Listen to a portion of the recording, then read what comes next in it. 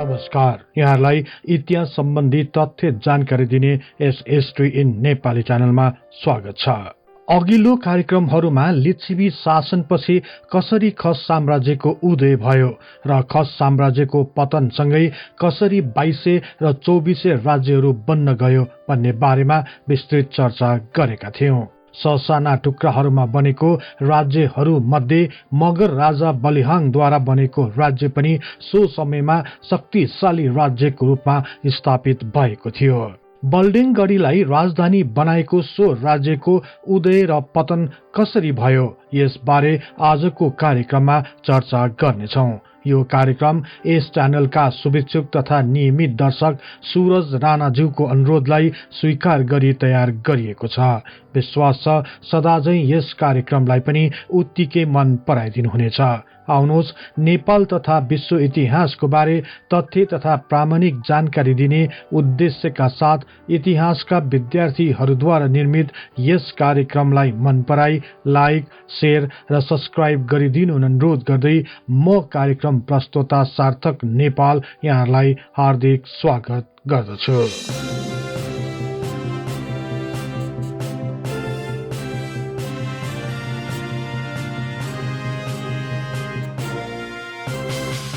लिच्छवी राजा नरेन्द्र देव पछि उनका छोराहरू स्कन्ददेव र शौर्यदेवको अल्पायुमा नै मृत्यु भएपछि उनका कान्छा छोरा जयदेव द्वितीय नेपालका राजा भए।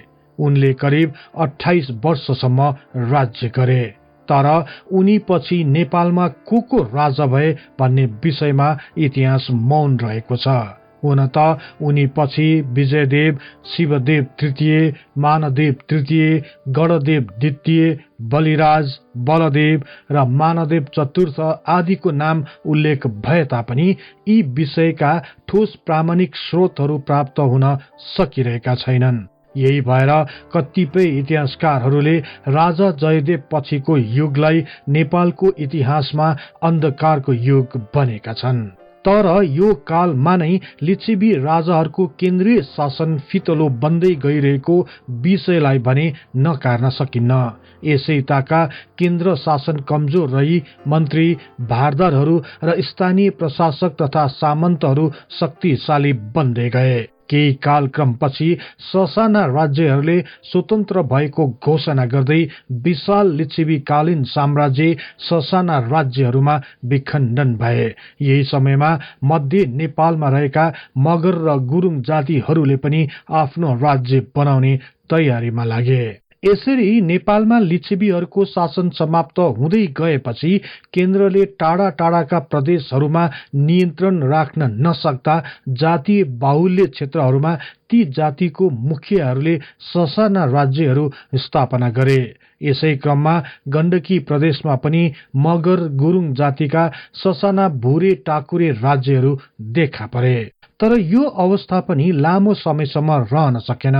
कर्णाली प्रदेशमा स्थापना भएको खस राजाहरूले राज्य विस्तारको क्रममा गण्डकी प्रदेशलाई नै आफ्नो अधीनमा पारे।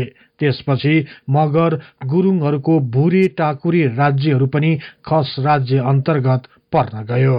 इतिहासकारहरूका अनुसार विशाल खस राज्यले दक्षिणी मुगल साम्राज्यको विस्तारलाई रोक्न पाल्पा नजिकै रहेको टाकुरामा गढी तथा किल्ला निर्माण गर्न लगाए। यही गढी नै बल्डेङगढी थियो भनी उल्लेख गरिएको पाइन्छ। तर यस सम्बन्धमा सबै इतिहासकारहरू एकमत छैनन्। यसका लागि पर्याप्त प्रमाणहरू प्राप्त नभएकाले यसलाई सही दिशा दिन गढीको पुरातात्विक अध्ययन गर्न जोड दिएका छन्। तर राजा अभय मल्लको शासनकाल ताका खस राज्यको केन्द्रीय शासन कमजोर बन्दै गयो। अन्ततः अभय मल्लको देहान्तपछि खस राज्य पनि विभिन्न राज्यहरूमा टुक्रिन गयो। उनी पछि मलय वर्माले केही राज्यहरूलाई एकीकृत गरे तापनि उनको शासनकालपछि उनका छोराहरूले पुनः सो राज्यहरूलाई विभाजित गर्नमा कुनै कसर बाँकी राखेनन्। यसरी खस राज्य टुक्रिएर 2200 र 2400 राज्यहरू बन्न गए। यसै ताका नेपाल उपत्यकाका राजा यक्से मल्लले एकचोटि गोर्खा र पाल्पासम्म आफ्नो प्रभाव फैलाएका थिए। तर उनको मृत्युपछि मल्ल राजाहरूमा भएको परस्पर बहस र झै झगडाको कारण उनीहरूको प्रभाव नुवाकोटसम्म मात्र सीमित रहन गयो। यस अवस्थामा गण्डकी प्रदेशमा विभिन्न जातिहरूले अनेक साना साना राज्यहरू खडा गरे। इतिहासकारहरूको भनाइ अनुसार भेरी र मर्स्याङ्दी नदीको जलाधार क्षेत्रको मध्य पर्वतीय भूभाग र यिनकै तल्लो हिस्साको अधिकांश क्षेत्रहरूमा मुख्यतया मगर जातिहरूको बसोबास रहेको थियो। यही भएर यस क्षेत्रलाई मगरात भनिन्थ्यो। यस क्षेत्र अन्तर्गत सतहुँ, पैयुँ, भिरकोट, ढोर, गरहुँ, रिसिङ, घिरिङ, गुल्मी, अर्गा, खाँची, मुसिकोट र इस्मा क्षेत्र पर्दथे। लिच्छिवीहरूको शासनकाल ताका नै यस प्रदेशमा मगर जातिहरूको ठूलो बस्ती रहेको थियो भनी उल्लेख गरिएको छ। यसका साथै यस भेकमा फैलिएको 12 मगरात अन्तर्गत पाल्पा पनि एक अभिन्न अंग थियो। यसै समय ताका नै मगरहरूको बाक्लो बस्ती रहेको पाल्पा र सो क्षेत्रहरूको वरिपरिको भूभागलाई समेटेर एक मगर राज्यको निर्माण भयो। इतिहासकारहरूका अनुसार विक्रम सम्वत 1448 ताका बल्डेङगढी थुमलाई राजधानी बनाई मगर नायक बलिहाङले एक स्वतन्त्र राज्यको प्रथम राजा भएको घोषणा गरे। यसरी 2400 राज्य अन्तर्गत बलिहाङले निर्माण गरेको राज्यलाई कतिपय इतिहासकारहरूले 2400 राज्य अन्तर्गत समावेश गरेका छैनन्।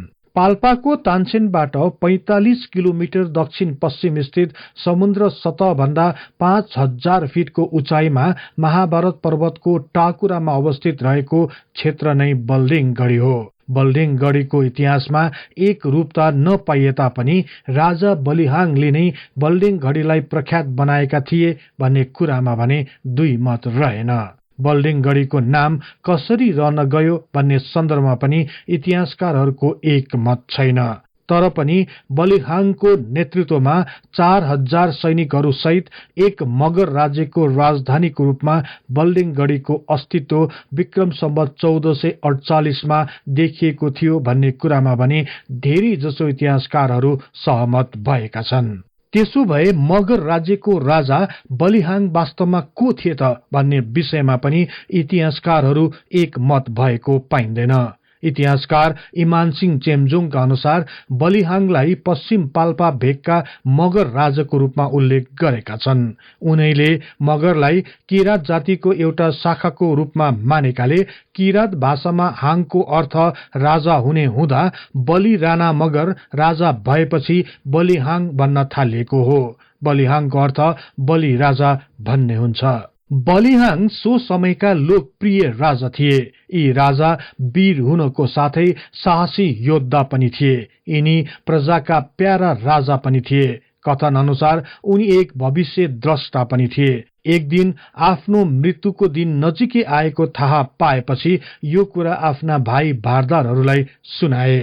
भाइ भारदारहरूले राजाको कुरा सुनेर निकै दुखी भए र यो संकटलाई टार्ने कुनै उपाय छ कि भनी राजालाई सोधे। राजाले पनि उनीहरूलाई मंसिर महिनाको औंसीको रातमा मृत्युको देवता मलाई लिन आउनेछन् र सबै प्रजाले मेरो जीवनको लागि प्रार्थना गरेमा र उनी खुशी भएमा मेरो जीवन पुनः प्राप्त हुनेछ भन्ने कुरा बताए। राजाको कुरा सुनेर भाइ भारदारहरू साथै सबै प्रजाहरू खुशी भए र उनले भने बमोजिम गर्ने वचन दिए। जब मंसिर महिनाको औंसीको रात आयो, राजा मृत्यु तुल्य भएर ढले। सबै प्रजाहरूले दीपावली गरी राजाको जीवनको निम्ति प्रार्थना गरिरहे। मध्य रातमा छायाको रूपमा प्रकट भएका मृत्युको देवतालाई दीपावलीको प्रकाशमा पहिचान गरी राजाको जीवनको लागि याचना गरिरहे। यस प्रकार प्रजाजनको प्रार्थनाबाट खुशी भएर मृत्यु देवताले राजालाई पुनः जीवन दिए। राजाले पुनः जीवन पाएको उपलक्ष्यमा ठूलो खुशियाली मनाइयो। यसपछि यो सम्झनामा हरेक वर्ष दीपावलीको साथै नाचगान र खानपिन पनि गर्न थाल्यो। यस दिनलाई आजभोलि दीपावली अथवा तिहार भन्ने गरिन्छ। यस अवसरमा देउसी भैलो गीत पनि गाउने प्रचलन रहन गयो। यस प्रकार बलिहाङ राजाको बारेमा एक ऐतिहासिक तथा सांस्कृतिक सन्दर्भ पनि जोडिन पुग्यो। मगरको मुखिया बलिहाङको राज्य पहाड र तराईको विस्तृत क्षेत्रमा फैलिएको थियो। पाल्पा, गुल्मी, अर्गा, खाँची र राजपुर आदि क्षेत्र बलिहाङको राज्य अन्तर्गत थिए। यसरी एक छत्र शासन गरेको यो राज्य सो समयको एक शक्तिशाली राज्यको रूपमा स्थापित भएको थियो। तर इतिहासमा राजा बलिहाङद्वारा शासन गरेको राज्यको पृथक नाम भने उल्लेख भएको पाइँदैन। कतिपय इतिहासकारहरूले राजा बलिहाङको राज्यको नाम नै बलिहाङ राज्य भन्ने गरेका छन् भने कसैले बल्डेङगढी भनी उल्लेख गरिएको पाइएको छ। यस विषयमा पनि अझै खोजी नीति हुन आवश्यक भइसकेको छ। राजा बलिहाङद्वारा शासित यो राज्यमा बलिहाङपछि को राजा भए भन्ने विषयमा भने इतिहास मौन रहेको छ। पर्याप्त प्रमाणको अभावमा यस राज्यको सम्पूर्ण इतिहासको जानकारी पाउन सकिएको छैन।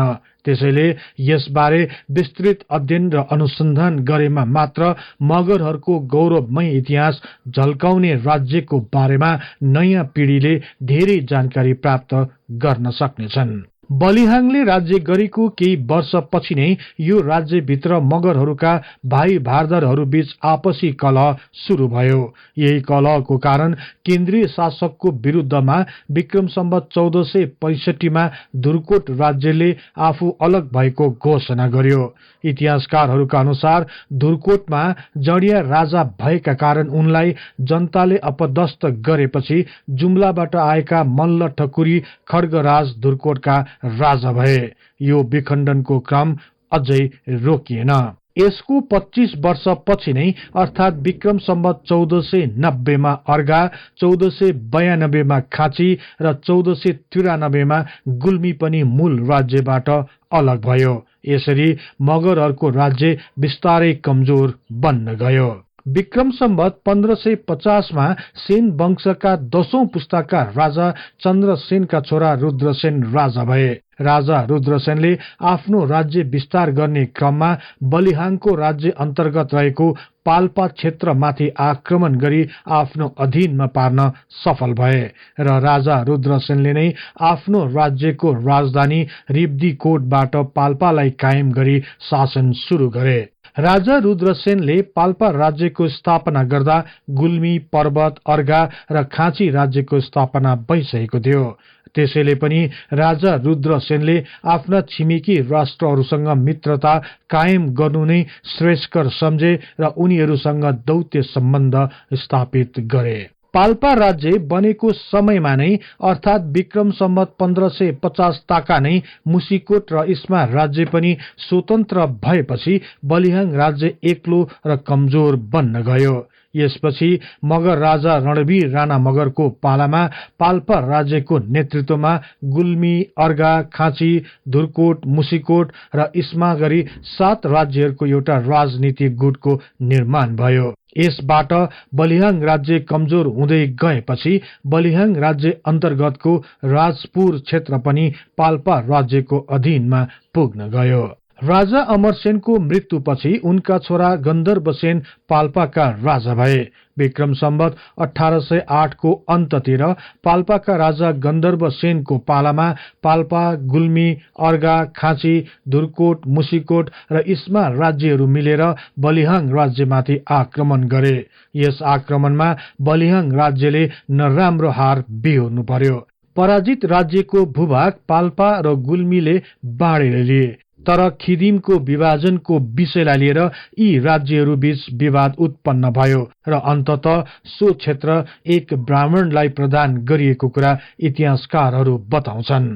यसपछि एकताका शक्तिशाली राज्यको रूपमा रहेको मगर राज्यको अस्तित्व समाप्त भयो। तर पाल्पाका राजा गन्धर्वसेनले बलिहाङ राज्यका सैनिकहरूबाट प्रभावित भएर यस राज्यका सबै सैनिकहरूलाई पाल्पा राज्यको सेनामा समाहित गरे। यस प्रकार बलिहाङद्वारा शासित राज्यको अन्तिम शासकको रूपमा रणवीर राणा मगर थिए भनी कतिपय इतिहासकारहरूले उल्लेख गरेका छन्। त्यस्तै यो राज्यको अस्तित्व विक्रम सम्वत 1808 को उत्तरार्ध तथा 1809 को प्रारम्भ कालसम्म रहेको थियो भन्ने सन्दर्भमा धेरै जसो इतिहासकारहरू सहमत रहेका छन्। बलियाङ राज्यको पतन पछि पनि पाल्पाली राज्यले बल्डेङ गढीलाई सामरिक महत्वको स्थानको रूपमा प्रयोग गर्दै आए। यो गढी पाल्पालाई दक्षिण पश्चिमी आक्रमणबाट जोगाउने महत्वपूर्ण सुरक्षा किल्लाको रूपमा थियो। अर्कोतर्फ बल्डेङ गढी तत्कालीन स्थानीय प्रशासनको एकाइ थुमको रूपमा रहेको हुँदा पनि यसको महत्व बढेको थियो। यसरी 350 वर्षभन्दा बढी अस्तित्वमा रहेको एक शक्तिशाली मगर राज्यको बारेमा इतिहास मौन रहनु र अहिलेसम्म पनि यस राज्यको बारेमा सन्तोषजनक अध्ययन तथा अनुसन्धान नहुनुले मगर जाति र सारा नेपालीको दुर्भाग्य भएको ठहर्दछ। इतिहास केवल कोडा लेखन मात्र होइन, वर्तमानको आधार हो भने भविष्यको ऐना पनि हो। यही आधा अधुरो इतिहासको कारण आज हाम्रो अस्तित्व संकटमा परिरहेको छ। इतिहासको खोज गरौं, बल्डेङ गढीको तत्कालीन सभ्यताको अनुसन्धान गरौं। यही इतिहासले गौरवशाली भविष्यको निर्माण गर्नेछ र यस जातिको अस्तित्व सदियौंसम्म रहिरहनेछ।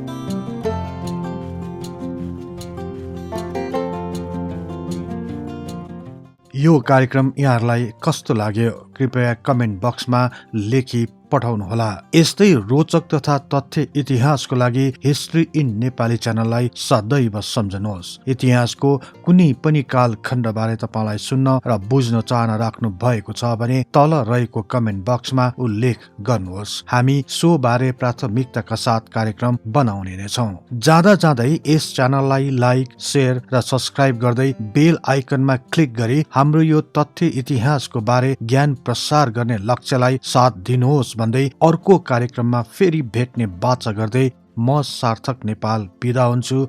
हवस् त, नमस्कार।